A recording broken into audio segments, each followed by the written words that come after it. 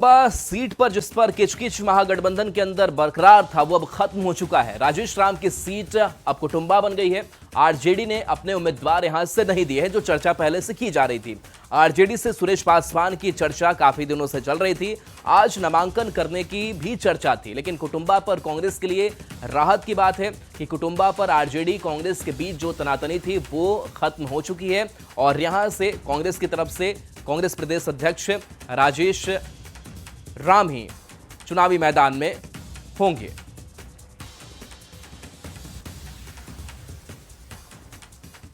तो देखिए, आरजेडी की लिस्ट से सबसे बड़ा दीपावली गिफ्ट जो है वो बिहार कांग्रेस के अध्यक्ष राजेश राम को मिला है। औरंगाबाद की जिस कुटुंबा सीट को लेकर आरजेडी कांग्रेस के बीच तलवारें खिंच गई थी, सबसे ज्यादा तनाव बढ़ गया था और बातचीत भी बंद हो गई थी। उस कुटुंबा सीट से आरजेडी पीछे हट चुका है और उसने अपना कोई प्रत्याशी नहीं दिया। ऐसे में राजेश राम ने जब आज नामांकन किया तो उनके चेहरे पर इस दिवाली गिफ्ट की सबसे बड़ी खुशी देखते ही बन रही थी।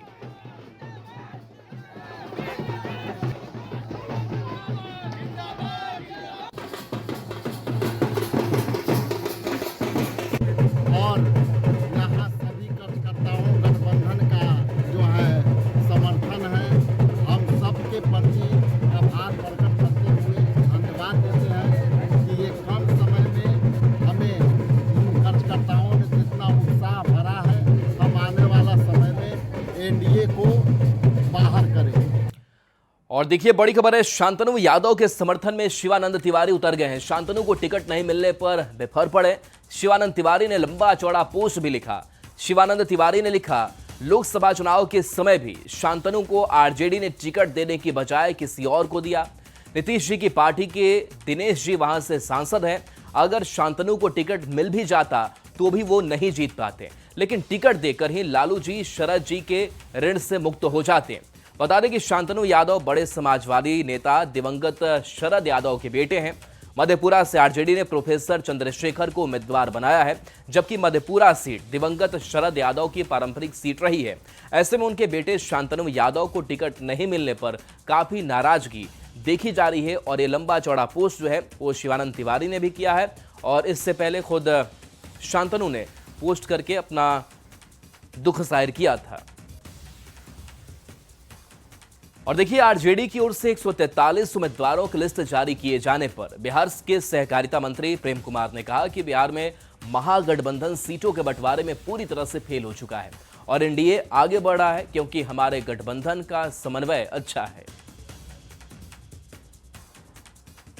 पूरी तरह बिहार में महागठबंधन सीटों को शेयरिंग में फेल कर गई जाकर के, एनडीए आगे बढ़ गई जाकर के, हमारा एनडीए का सारा बेहतर कोऑर्डिनेशन रहा जाकर के, सभी नेताओं को विश्वास में लेकर के और प्रत्याशियों की घोषणा की गई जाकर के।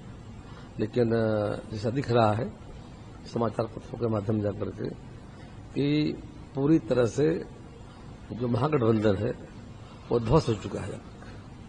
अब जो बात सामने आ रही जाकर के, अब समझिए कि जनता समझ गई जाकर के, उनके वोटर भी समझ गए जाकर के, ये सिर्फ सत्ता के लिए, इनकी कोई चिंता बिहार की नहीं है। सत्ता के लिए जाकर के और जिस तरह से खेल रहे थे जाकर के, तो सबका चेहरा उजागर हो गया जाकर के। और हमारा मानना है कि बिहार में महागठबंधन की उल्टी गिनती शुरू हो गई है। चुनाव आते आते ताश के बामन पत्ते की तरह बिखर जाएंगे जाकर के। हम के राष्ट्रीय अध्यक्ष और मंत्री संतोष कुमार सुमन ने प्रशांत किशोर के बयान पर कहा कि कौन साफ सुथरी सरकार बनाएगा, कौन विकास करेगा, ये जनता तय करेगी। 14 नवंबर को जब नतीजे आएंगे तो सब कुछ साफ हो जाएगा। ये तो जनता ने तय करेगी, किसी के कहने से थोड़े पता चलता है जनता किसके साथ है और जनता का क्या जनादेश है। कौन साफ सुथरी सरकार बनाएगा, कौन विकास करेगा, ये जनता तय करेगी। और 14 नवंबर को जब रिजल्ट आएगा तो सब साफ हो जाएगा।